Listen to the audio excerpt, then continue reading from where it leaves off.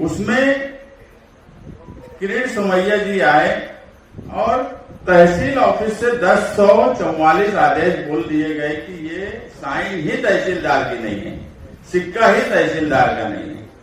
हमें ये भी पता है कि ये ऑर्डर होने के बाद भी मकानात तोड़े गए। हम आपसे यही कहना चाहते हैं कि कानून भी ये है कि अगर किसी के मकान, दरगाह, मस्जिद का कोई मसला है, आज की कॉन्फ्रेंस के सदर, माइनॉरिटी डिफेंस कमेटी के कन्वीनर आसिफ शेख रशीद साहब, हमारे बैरून शहर और मालेगांव शहर के तमाम ही मुअज़्ज़िज़ मेहमानान हैं, मैं आप सबका इस्तकबाल करता हूं। ये पहली ऐसी कॉन्फ्रेंस मैं देख रहा हूं कि 5 घंटे के ऊपर हो गया है और लोग बैठे हुए हैं, लोग सुन रहे हैं और नोट भी कर रहे हैं। एक्सपर्ट की एक टीम थी, उनके सामने आज मैं भी एक तालिब इल्म की हैसियत से ही बैठा था। बहुत सारी मालूमात मिली वक्फ के ताल्लुक से, जन्म दाखिले का मामला जो चल रहा है, मस्जिद मदरसे के रजिस्ट्रेशन के ताल्लुक से। इस तरह की मालूमात की जरूरत क्यों थी? माइनॉरिटी डिफेंस कमेटी बनाने की जरूरत हमको क्यों पड़ी? किरीट सोमैया बीजेपी के, उन्होंने सबसे पहले मालेगांव पर इल्जाम लगाया कि यहां बांग्लादेशी है, रोहिंग्या है, और फौरन एसआईटी सरकार ने बैठा दी। हम अलग अलग सियासी पार्टी के लोग हैं, मगर पहली जरूरत हमको ये लगी कि इत्तेहाद की आज जरूरत है। हमने कई पार्टियों को लिया और इत्तेहाद के साथ एक प्लेटफॉर्म बनाया। 5 महीने से वो लड़ाई हम लड़ रहे हैं। हमारे शहर में 3414 दाखिले तहसीलदार के ऑर्डर पर निकले। एसआईटी उसकी इंक्वायरी कर रही है। करीब करीब 50 लोगों पर एफआईआर हुई, इसमें आरोपी बनाया गया। कई ख्वातीन हैं, कई सरकारी कारपोरेशन के काम करने वाले हैं, तहसील के काम करने वाले हैं, आम गरीब लोग हैं, उनकी लड़ाई लड़ रहे हैं। और हम ये भी देखे कि उसके बाद किरीट सोमैया कई शहरों में गए और सारे हालात देखने के बाद ये लगा कि हमें आसपास के लोगों की भी मदद करने की जरूरत है, कानूनी तौर पर ताकत देने की जरूरत है। क्योंकि जब कुछ आफत आती है और जिस हिसाब से सरकार काम कर रही है, कहीं न कहीं हमारी कौम में मायूसी नजर आने लगती है। वो मायूसी खत्म हो और ताकत के साथ हम इत्तेहाद के साथ रहें। इस कॉन्फ्रेंस की तैयारी 2 महीने से चल रही है। हमारे खुद करीब के बहुत से लोग बोले कि आने वाला वक्त इलेक्शन का है, कारपोरेशन के इलेक्शन होने वाले हैं, आप सब इसमें लगे हुए हो। नंदुरबार के लोग आगे वोट नहीं देने वाले तुमको, नासिक के लोग वोट नहीं देने वाले, क्या फायदा होगा? मगर यहाँ फायदा हमारा सियासी क्या होगा ये सवाल नहीं था। यहाँ मिल्लत को क्या फायदा होगा, कौम को क्या फायदा होगा, ये एक नंबर पर हमने रखा। क्योंकि इसमें 2 महीने की तैयारी, एक्सपर्ट कौन रहेंगे वो समझना, लोगों तक पहुंचना, मेन पावर लगाना, तो हमने इलेक्शन को सामने नहीं रखा। हमारे लिए सबसे पहली तरजीह ये थी कि इन लोगों की मदद कैसे की जाए और किस तरह की जाए। ये तो आज पहला मरहला है कनेक्टिविटी का। आज हम कनेक्ट हुए हैं और इंशाअल्लाह ये कनेक्टिविटी हम आप लोगों के साथ कायम रखेंगे। आप हमारी मदद करिए, हम आपकी मदद करेंगे, लेकिन मायूस नहीं होना है, ताकत के साथ मुकाबला करना है। आज ही मैं एक बयान पढ़ा चीफ जस्टिस ऑफ इंडिया का कि उन्होंने इटली में ये कहा कि हिंदुस्तान की सरकारें खुद जज है, खुद जुडिशियरी है और खुद ही जल्लाद का काम कर रही है। बिल्कुल सच बात है, मगर सिर्फ मुसलमानों के लिए।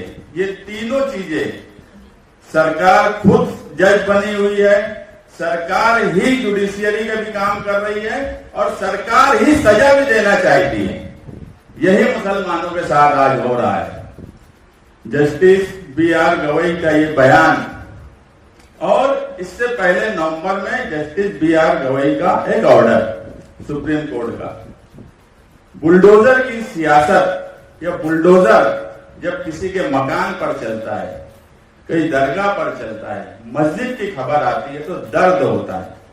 वो नागपुर में भी चलता है तो दर्द होता है और दर्द के साथ मायूसी भी होती है कि क्या हो रहा है।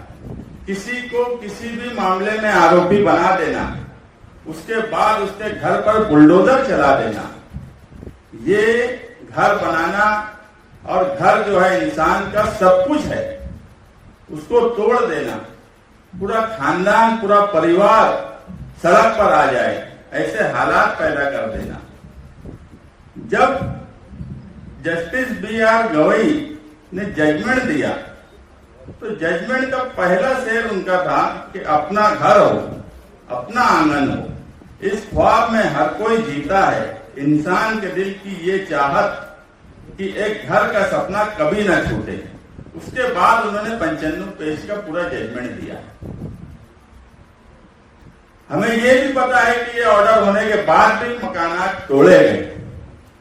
हम आपसे यही कहना चाहते हैं कि कानून भी ये है कि अगर किसी के मकान, दरगाह, मस्जिद का कोई मसला है तो उसको due to process of law ही किया जा सकता है। तुम 1 दिन या 2 दिन की नोटिस पे उसका मकान नहीं तोड़ सकते।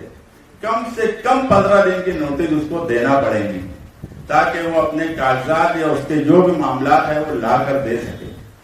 अगर ऐसा कोई भी मसला आता है आपके शहर में या आसपास महाराष्ट्र में कहीं भी, अगर वो हमसे राब्ता करेंगे तो इंशाअल्लाह हम उनकी कानूनी मदद करने की पूरी कोशिश करेंगे। हमने मालेगांव शहर में एक किला झोपड़पट्टी थी, सरकार ने पूरी ताकत लगा दी थी कि उस झोपड़पट्टी को किसी भी सूरत में तोड़ना है। हमने कानून का सहारा लिया और पूरी झोपड़पट्टी को बचाया, स्टे लिया। 2 जुलाई तक स्टे है, 2 जुलाई को उसमें आर्ग्यूमेंट होगा, जो भी होगा, मगर लड़ाई लड़ रहे हैं, खामोश नहीं बैठ गए, मायूस नहीं हुए। बहुत ताकत से सरकार के लोग और प्रशासन उस झोपड़पट्टी को तोड़ना चाहता था, मगर हमने कोशिश की उसको बचाने की और आगे भी कोशिश करते रहेंगे। क्योंकि मैं जो बोला कि सरकार खुद, जो चीफ जस्टिस ऑफ इंडिया का बोलना है कि सरकार खुद जल्लाद का काम कर रही है, खुद सजा देने का काम कर रही है, तो ये बात मुसलमानों के ऊपर ही लागू होती है, बाकी किसी के साथ सरकार ऐसा काम नहीं करती। इसलिए आज हमें इत्तेहाद के साथ मिलकर इन सब मसाइल का कानूनी तौर पर हल निकालने की जरूरत है। जहां आपको आसिफ शेख साहब, मैं या माइनॉरिटी डिफेंस कमेटी के तमाम ही जिम्मेदारान की जहां जरूरत पड़ेगी हम आपके साथ खड़े रहेंगे। हाई कोर्ट जाने की बात होगी, वहां तक भी सुप्रीम कोर्ट जाने की बात होगी, वहां तक भी हम आपकी मदद करने की भरपूर कोशिश करेंगे। आप मायूस कतई ना हो। जुडिशियरी आज भी ऐसा नहीं है, कभी कभी ये लगता है कि अदालतें नाराजगी तो बताती हैं, मगर जिस सख्ती से फैसला करना चाहिए, जिस तरह सख्ती करना चाहिए, वैसी सख्ती नहीं करती, ऐसा भी लगता है। मगर मायूस होने की जरूरत नहीं है। आज भी अदालतों में ऐसे जजेस, ऐसे बेंच हैं जो ईमानदारी से कॉन्स्टिट्यूशन और कानून के हिसाब से ही काम करते हैं। हमें सिर्फ कानूनी समझ चाहिए, सही लाइन चाहिए काम करने की, और इंशाअल्लाह वो लाइन हम आपको देंगे। हमारे यहाँ ऐसा हुआ कि 5 महीनों से, यानी मैं सिर्फ ये एक मिसाल दे रहा हूं एक आदमी की, कि सरकार किस तरह से तकलीफ मालेगांव शहर को दे रही है। अगर ये माइनॉरिटी डिफेंस कमेटी नहीं होती तो आज मैं गारंटी से बोलता हूं कि मालेगांव शहर के कई 100 लोग जेल में होते। हमने बहुत कोशिश की कि किसी भी तरीके से मदद की जाए, हमारी लीगल टीम एडवोकेट अजीम खान है, एडवोकेट आरिफ है, एडवोकेट तौसीफ है और भी कई वकीला की टीम हमने बनाई जो मुसलसल मदद करने की कोशिश कर रही है। एक मामला मालेगांव शहर में ऐसा हुआ कि 3314 तहसीलदार से आदेश आए। उसमें किरीट सोमैया जी आए और तहसील ऑफिस से 1044 आदेश बोल दिए गए कि ये साइन ही तहसीलदार की नहीं है, सिक्का ही तहसीलदार का नहीं है। उस पर प्रेशर बनाकर एक FIR दाखिल कर दी। हमने ही कोशिश की कि आम लोगों को उसमें परेशानी ना हो। एक doctor Nasir Hussain Chaudhary MBBS doctor Malegaon ग्रामीण में 2020 से 2022 तक काम किए। उन्होंने 2 जन्म दाखिले उनके बच्चों के आदेश पर बनाए। उनको वो नागपुर में उनका ट्रांसफर हुआ। वहां से एक अच्छे डॉक्टर और एक अच्छे इंसान का कैरेक्टर सर्टिफिकेट भी मिला। उनके एक बच्चे का 4 जुलाई 2024 को 1139 जावक क्रमांक तहसीलदार बोलता है कि ये हमारा है।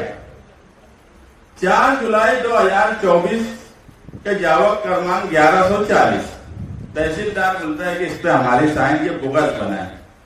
वो डॉक्टर यूपी चले गए, शिफ्ट हो गए। वो वहां से आए, मैं बाहर था, मुझे फोन किए तो मेरी फोन पे ही उनसे बात हो पाई थी।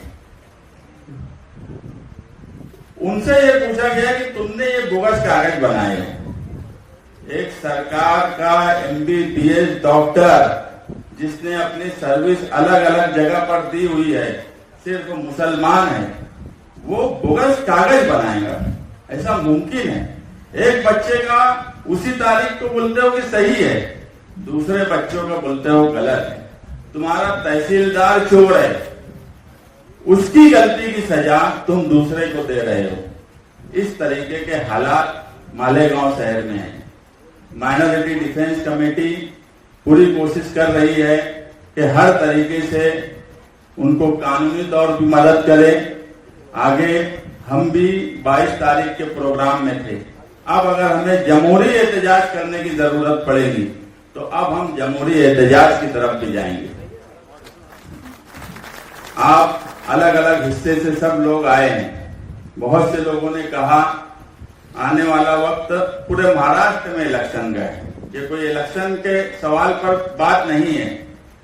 आप किसी के भी साथ रहिए, लेकिन आप एक बात का ध्यान रखिए कि सारी कार्रवाई, वो प्रांत ऑफिस हो, पुलिस हो, आखिरी में बुनियादी तौर पर कारपोरेशन, जिला परिषद, म्युनिसिपैलिटी से ही नोटिसें आती हैं। तो आप वहां पर अपने अपने एरिया में देखिए कौन लोग मालूमात है, किसको कानूनी समझ है, कौन तहसील ऑफिस, कारपोरेशन यहाँ की समझ रखता है, ऐसे लोगों को निकालिए। आपको तकलीफ भी सियासी ताकत के बलबूते पे दी जा रही है, तो आपको भी सियासी ताकत अपने अपने गांव में, अपने अपने शहर में बनाने की जरूरत है। ऐसे लोगों को लाने की जरूरत है जिन्हें कुछ समझता है। मैं आए हुए तमाम ही मेहमानान का शुक्रिया अदा करता हूं और माइनॉरिटी डिफेंस कमेटी की तरफ से आपसे वादा करते हैं कि ये पहला मरहला है। इंशाअल्लाह ये कनेक्शन हम आपके साथ कायम रखेंगे। आपकी किसी भी मुसीबत में, किसी भी तकलीफ में आप कतई मायूस ना होइए। आप हमसे राब्ता करिए, हम आपके लिए हर तरीके से मदद करने की कोशिश करेंगे। शुक्रिया।